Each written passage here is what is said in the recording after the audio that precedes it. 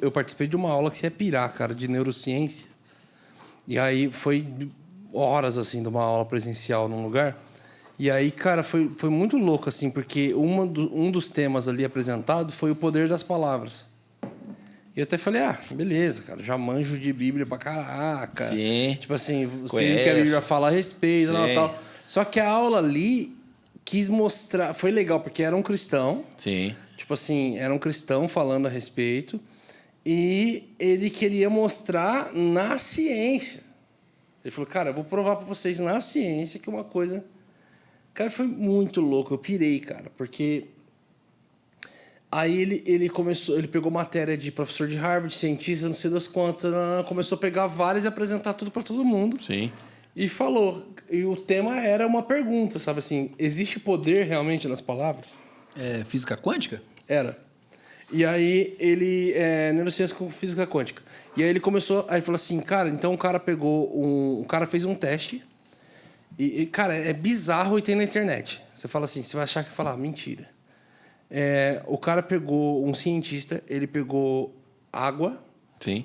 Em potes, e ele começou a pegar o pote de água e um cálicezinho assim, sabe? E ele começou a fazer declarações sobre aquela água. Ele começou a falar. Ele falava palavras boas, palavras boas, palavras boas. E ele fez isso durante dias. Ele pegava aquele potinho de água, falava algo bom, você é bom, você é tal, você é amor, você... Em outro lugar da casa, ele pegava um outro pote e falava palavras ofensivas, palavras ruins. Então, ele fez isso durante uns 10 dias, assim, com a água. Congelou as duas águas. E depois ele cortou e colocou no microscópio, cara. O prado de Deus. É assustador, cara. Sério, mano? Começou a mostrar o formato do congelamento de cada água no microscópio. Cara, as palavras as águas que receberam palavras bonitas, cara, assim, lindas. Sabe aquele gelo de desenho? Sim. Sabe? Tipo do desenho do ar-condicionado, aquele floquinho, negocinho. né? Floquinho, tal. E as que receberam palavras negativas, até outra cor tinha, cara. Que louco. Manchada e tal. Preto. Aí você começa assim, não, tá de zoeira. Aí porque os caras sabem, o cara especialista na área de dar essa palestra. Ele não escovou o dente pra Então falar os caras com a falaram outra, assim, tipo assim, cara, começou, não é possível. Daí começou, falando, então tem o teste do arroz. O cara fez a mesma coisa com o arroz. Colocou um arroz num pote assim, colocou um filme e começou a falar no outro pote coisas ruins, coisas boas no outro. Depois de 15 dias, o que só recebeu palavras boas, ele continuava branco, cheio de fungo, branco. Tava cheio de fungo, só que branco. O que recebeu palavras negativas estava tudo escuro, velho. Tipo assim, tudo podre, esverdeado, escuro, tava tudo mofado. Cara, que louco. E o que não recebeu palavra nenhuma, olha que louco. O que não ouviu palavra nenhuma, ele recebeu nem boa nem ruim. Ele foi colocado no canto desprezado. Ele era o único que o plástico estava sugado, assim. Ele estava quase encostando no arroz, assim, cara. Ele falou assim, e aí, gente, as palavras têm poder ou não? Oh, cara, louco, foi assim, mano. Foi muito louco para mim. Foi assim, minha mente explodiu de saber uma coisa que eu já acredito em fé, em espírito, na palavra, mas eu ver na prática uma parada dessa. E aí ele estourou. Eu começou a dar exemplos de pessoas. Mesmo? É sério, mano. Eu fui fazer esse teste também, não sei o resultado, que eu comi o arroz. Exato. Mas não, na moral, é verdade. Eu tô sendo incrédulo aqui, tô falando a verdade. Mano. Tipo assim, eu tipo sei assim, que você também tipo assim... Não, pode crer. Aí a gente não acredita nisso. Então, mas eu aí... sou tomézão. Aí a gente acredita em tudo que a gente tá falando sobre o poder das palavras e aí no bagulhinho do água, do arroz, a gente acha que é demais. Não, Mas eu levo assim muito mais em conta o mundo espiritual, tipo assim... Não, vamos pegar um exemplo de uma mulher... Você entendeu, né? Fatos reais. Uma mulher que chegou e ela teve uma briga com o filho dela. Essas mulheres é ruim, mano. Aham. Virou pro filho dela e falou assim, moleque, você tinha que morrer. Mano, o moleque saiu de casa, foi atropelado e morreu. No mesmo dia... Esse é o mesmo experimento com planta. A de cá falando ruim e a de lá elogiando, todo dia. Na aula falaram, porque as pessoas falam com plantas realmente. Cresceu no mesmo ambiente, uma falando mal e outra falando bem. Uma tá viva e a outra tá morrendo. Física quântica, mano, é um bagulho de outro planeta, mano. Mano, alguém falou palavras de maldição pra sua pele, Medinho. Murchou tudo da cara. Será que se eu vou falar, eu sou lisinho? Começou a ser maravilhoso, tá assim, ninguém... Cara, Mas, que cara, louco eu isso. fiquei assim, ó. Eu fiquei de cara, cara. É um material que eu quero pegar, inclusive, em algum momento eu vou conseguir expor de alguma maneira para um grupo Cara, ou então, para um culto, Bruno, assim, porque a palavra realmente fala- fazer declarações Sim, mesmo, a liberar palavra fala pra palavras. gente caminhar por fé, né, cara? Não por aquilo que a gente tá vendo, né? Mas caminhar pela fé. Cara, e isso... Cara, é muito louco. No mundo que nós estamos vivendo hoje, que o sucesso terreno tá sendo tão grande e estão esquecendo de falar uma pregação sobre eternidade, sobre... Às vezes não agrada tanto, né? Sim. Do que uma pregação sobre, você vai conseguir, né? Tá na moda. Então, assim, mas eu acredito muito, cara, que viver pela fé é realmente a gente, cara, acreditar que algo vai acontecer, mesmo a gente não estando vendo nada, e permanecer numa convicção em Deus, numa palavra. Eu acredito muito nesse Wi-Fi com Jesus direto para você entender o que Deus quer sobre a sua vida. Eu não acredito que você saiba 100% de tudo. Eu sei tudo o que vai acontecer na minha vida, 100%, todas as curvas e buracos que eu vou enfrentar. Eu acredito que a gente tem uma direção, né? Você vai para cá, mas o que você vai enfrentar ali é só se você for, se você vai descobrir, né? Mas eu acredito numa direção, não ir caminhando sem rota, né? Você põe lá no GPS e vai, só que você não sabe da próxima curva o que vai ter, mas você sabe que o caminho é o correto. Então, se viver pela fé, para mim, é isso, cara. É continuar caminhando, independente se você não está vendo ou não. E se acontecer, ele é Deus. Se não acontecer, ele continua sendo Deus do mesmo jeito. Porque se a gente for só esperar viver de resultado que nós vamos ver, daí não é fé. Se a gente esmorecer por resultados que não estão acontecendo, né? Nem tudo que está dando certo é Deus, e nem tudo que está dando errado quer dizer que também não é Deus, né? Então tem esse equilíbrio da gente viver, né? Cara, então assim, viver pela fé, cara, é um desafio para todo mundo. Sim. É um desafio diário. Então, assim, agora, se a gente pensar só em resultado que a gente vai poder enxergar e mensurar... Viver pelo que não se vê, né? Exatamente. Então, cara, isso não é evangelho, né? Viver por resultado que eu estou vendo. E foi trazido pra galera. Então, se frustra muita gente. Aos poucos foi transformando que viver pela fé era quem vivia full time da obra. Exatamente. Foi criada uma coisa terrível. Não, cara. O empresário vive pela fé, o médico vive pela fé, o quer mais o empresário? pedreiro vive pela fé. Todo mundo. Todo cristão vive pela fé. Você acordou, o cara que trabalha numa empresa privada vive pela fé. Muito mais pela fé. Então. O investidor de criptomoeda também. É o trader. Então, assim, tem todo esse processo, só que foi ensinado muitas vezes errado, né? A cabeça da galera foi ensinada totalmente errado, né? Então, cara, o que Deus quer que a gente, cara, nesse desafio de igreja, né, cara, que a gente está vivendo hoje, essa igreja moderna que a gente está vivendo, né? Eu acredito que o evangelho é o mesmo ainda, não mudou, né? Ele continua, o evangelho não mudou nada ainda, né? Continua o mesmo. Mas a maneira como a galera está expondo, muitas vezes, o evangelho para que dê resultado somente, né? E faça com que a pessoa se mova somente por resultado, é muito perigoso, cara. Frustra, Brunão, que você falou aqui quando eu cheguei. Estava conversando aqui antes. As pessoas são frustradas, né? Porque, às vezes, colocaram alguma coisa no coração ou na mente que nunca era para ser, né?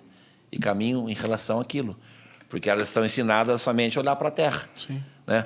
Agora, o evangelho que fala da eternidade, que você tem que dar outra face, que você tem que ir por baixo. Cara, quanto você fala isso para alguém, cara, desce. Desce que Deus vai garantir você. Vai por baixo, mano. Eu nunca vi ninguém descer e ir por baixo e Deus não garantiu o cara. Eu nunca vi. Nunca vi. Verdade. Perde uma discussão, mas ganha a alma do cara. Senta na mesa, deixa o cara pensar, eu enganei. Não tem problema, não. Pode pensar que você está me enganando. Mas eu estou levando você para um lugar que nem você está sabendo. Deixa você pensar que eu sou bobo. Mas eu sei o que eu estou fazendo. Então, assim... E às vezes E é o poder da palavra. Da declaração da palavra. Sim. Eu, quando eu tinha 14 anos de idade, participei de um treinamento de um pastor que meu pai levou lá para a cidade, no Guarujá, chamado... Até o nome é Guerreiro de Elite e tal, é bem da época ali. Sim. 2000. 98, 99, sei lá. Mas foi muito interessante, porque o treinamento que ele deu era muito sobre declarações e sobre ter a palavra certa na hora certa. Ele falou, cara, sobre o poder de se ter a palavra certa na hora certa. E quem já discipulou, quem pastoreia, quem cuida de pessoas sabe o poder disso, né? Porque em vários momentos a gente tá a pessoa apresentando, cara, tanto lixo sendo jogado na mesa, que você fica assim, ó, caraca, Deus do céu, o que eu falo pra esse cara, velho? Sim. Tipo assim, às vezes a sua experiência vai valer, às vezes uma coisa que o senhor já estava falando muito fresca na tua semana bate o porquê que ele estava te falando aquilo, que vai ser aquela... Mas às vezes não tem nada, velho. Às vezes vai ser o Ezequiel total, né? Você tá vendo ali uma pilha de ossos secos, fedendo, um monte de cadáver, você fala, Deus... E Deus fala, e aí, eu posso fazer alguma coisa? Eu sei que sabe, porque eu não tenho o que fazer aqui. Então tá, abre a tua boca. Cara, você só abre a boca e Deus começa a falar, né? É muita loucura. Mano, aqui você falou de Ezequiel, eu lembrei uma parada louca aqui. E aí, muito louco nesse Guerreiro de Elites, porque ele falou de um cara que tava passando no... Acho que é Piracicaba, né? Que tem aquele rio que é bem... Pamonhas e Piracicaba, viu? Tem um rio lá que é bem marrom, assim. Que o pessoal faz rafting, assim, cruza o centro da cidade, assim. Sim. Que é a água bem turva e bem... Com muita correnteza e tal, assim. Sim. A galera pega boia de caminhão, vai lá em cima e uma mulher subiu lá pra se matar, cara. E aí todo mundo lá embaixo, assim, mano, não faz isso, moça, não faz isso, não sei o que lá. Aí, tipo assim, cara, tinha um crente ali embaixo, ele falou, velho, o que eu faço, o que eu faço, o que eu faço, o que eu faço? Ele falou assim, moça, todo mundo falou um monte de coisa, ele falou assim, moça, por que você vai fazer isso? Aí todo mundo olhou pro cara, ela falou assim, você quer saber o porquê? Eu vou fazer isso porque eu tenho uma casa limpa, uma vida limpa, roupa limpa, não sei o que lá limpa, meus filhos são limpos, minha vida é... E ele me traiu com aquela mulher suja, e não sei o que lá. Aí todo mundo começou a ficar bravo com o cara, falou, mano, agora que ela vai se matar mesmo, olha o que você fez, olha lá o tal dele. Ele falou, Deus, me ajuda aí. Ele olhou pra mulher e falou assim, nossa, se você tendo essa vida tão limpa, você vai morrer numa água tão suja. Eita. Aí, tipo assim, caiu a escama do olho da mulher, ela meio que... Tipo assim, deu uma crise de choro nela, ela desceu, a galera abraçou ela, mas foi uma palavra. Uma palavra. Na hora certa. Na hora certa. Foi uma palavra na hora certa. Bruno, você falou de Ezequiel 37, o Vale dos Ossos Secos. Quando o profeta chega nesse vale, Deus fala para ele, o que você está vendo? Um monte de ossos. Você acredita que eles podem voltar a reviver? Ele fala, você está falando, né?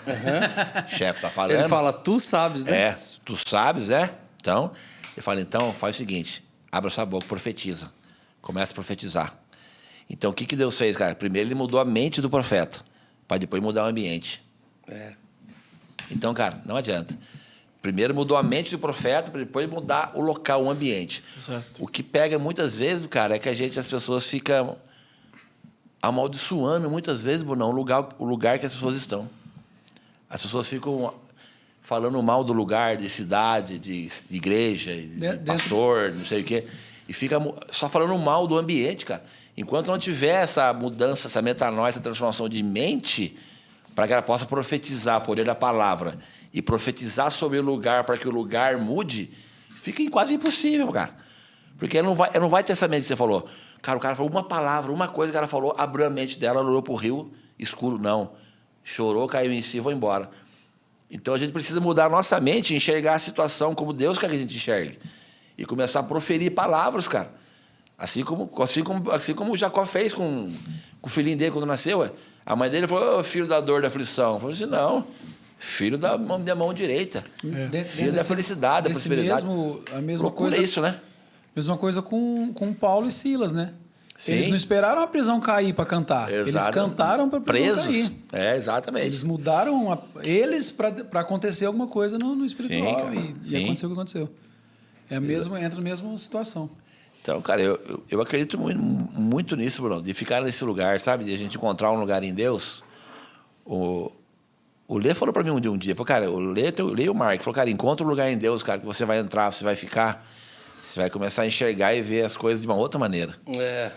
Se você continuar a ficar no meio do barulho, no meio da movimentação, no meio da multidão não enxerga nada, velho. Cara, multidão não enxerga. Existe um lugar, né, cara? Existe um lugar. É Geazi, não é? Que Eliseu e Geazi?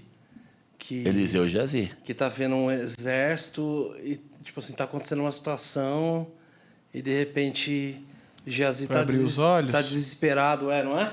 Geazi tá desesperado. Aí ele fala assim, Sim. calma. Abre os olhos. Deus, abre os olhos Abre os dele para olhos. que ele possa ver. Aí, isso a hora aí. que ele abre, ele começa a ver Sim, cara. o tanto de anjo em volta e a guerra acontecendo. Sim. Falou, cara, tipo assim... Então, mano, por isso que eu acredito, cara, que a gente precisa nunca não negociar o nosso sacerdócio, o nosso relacionamento com Deus. Cada um com a sua subjetividade, cada um com a sua porção, mas você tem que estar nesse lugar sempre, cara.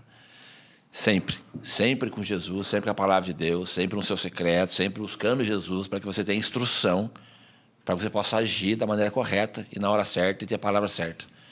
Não esperar tudo acontecer, tudo bonitinho e continuar. De jeito nenhum. Agora, quando você vai pela fé, você põe o pé e fala, cara, eu vou lá, Jesus. Eu não sei de nada, não enxergo nada, mas eu vou. Tudo leva a gente para um lugar que é intimidade, né, cara? Que é o sacerdócio. Sim.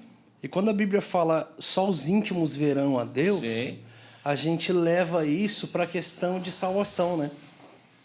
A gente leva isso para a questão de galardão, da eternidade, que realmente pode ser apresentado assim.